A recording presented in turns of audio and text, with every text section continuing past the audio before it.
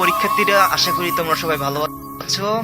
আজ আমি তোমাদের সামনে এসএসসি গাইডলাইন মূলক ভিডিও, এসএসসি পরীক্ষার পরে তোমরা কি করবে সেই বিষয়ে এখন আমি তোমাদের সামনে বর্ণনা করব। জীবনের এটি গুরুত্বপূর্ণ এসএসসি পরীক্ষা যেটা তোমরা দিয়ে এসেছো।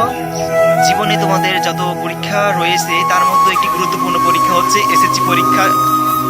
তোমরা যখন বিভিন্ন জায়গায় চাকরির জন্য সিভি বানাবে, দেখবে হচ্ছে এইচএসসি প্লাস এসএসসি রেজাল্ট কিন্তু প্রয়োজন হয়।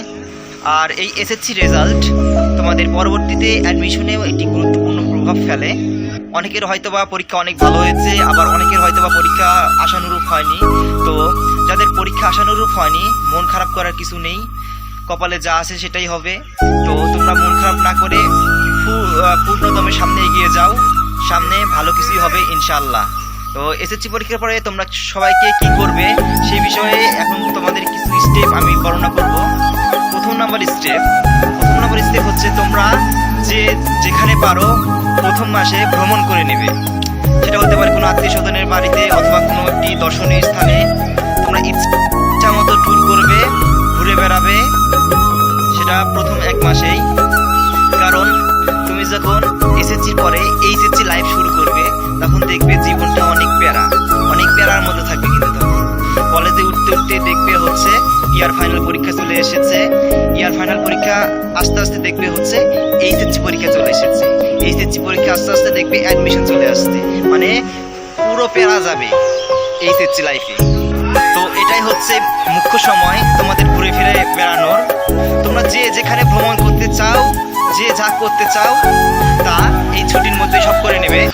আবার অনেকের ক্ষেত্রে দেখা যায় এই ছুটির মধ্যে পড়াশোনা শুরু করে দেয়, মানে ইন্টার লাইফের যত পড়াশোনা আছে এসএসসি ছুটির পরে শুরু করে দেয়।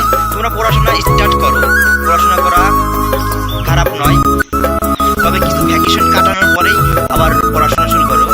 কারণ এসএসসির ছুটির পরে অ্যাডমিশনের চান্স পাওয়ার আগ পর্যন্ত তোমরা এত লং ছুটি কখনোই পাবে না।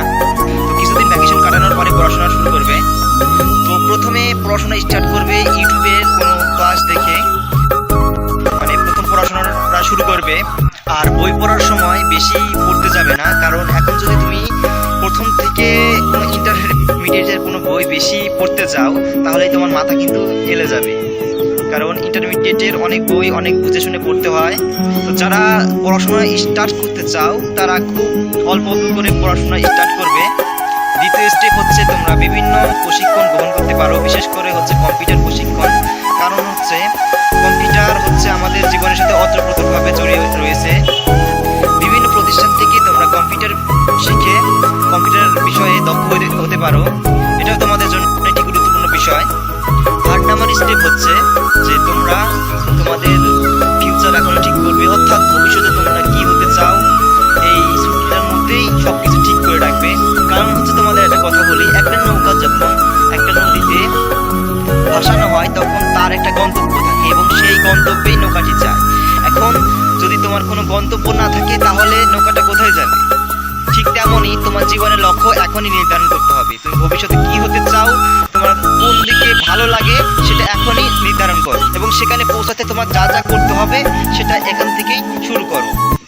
4 নাম্বার স্টেপ হচ্ছে তোমরা কিছু ভ্যাকেশন কাটানোর পরে কোনো ভাইয়ের কাছে প্রাইভেট পড়তে পারো বা কোনো কোচিং সেন্টারে ভর্তি হতে পারো। সেক্ষেত্রে তোমরা খুব বুঝে শুনে ভর্তি হবে,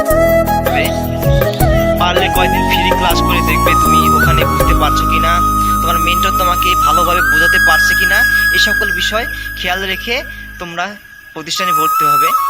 5 নাম্বার বিষয় সেটা হচ্ছে পরীক্ষার রেজাল্টের ভয়। তোমরা পরীক্ষা দিয়েছো, হয়তোবা অনেকের পরীক্ষা ভালো হয়েছে, হয়তোবা আবার কারো পরীক্ষা আশানুরূপ হয়নি, এই নিয়ে অনেক টেনশন হচ্ছে।